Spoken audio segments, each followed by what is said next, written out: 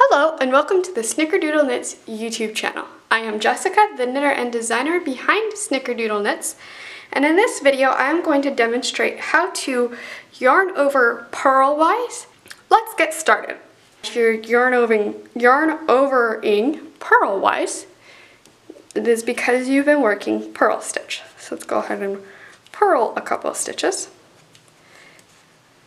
And to yarn over Purlwise, you will wrap from front to back, because your yarn is in the front, from front to back around the needle, and then you will continue to purl.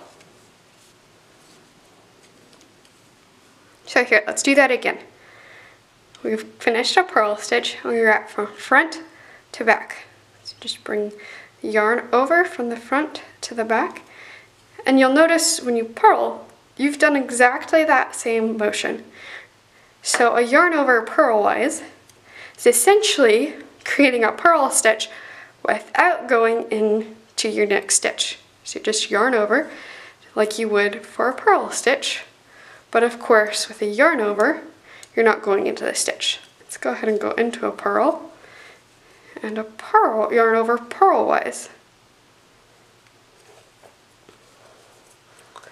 So basically a yarn over is the same kind of stitch as if you were working a knit or a purl, but you're not going into that stitch. You now know how to yarn over Purlwise. I hope you found this video helpful, informative, and easy to follow. If you continue to have questions, go ahead and replay this video at a slower speed. And if you still have questions, leave those questions in the comments below, and I'll get back to you as soon as possible.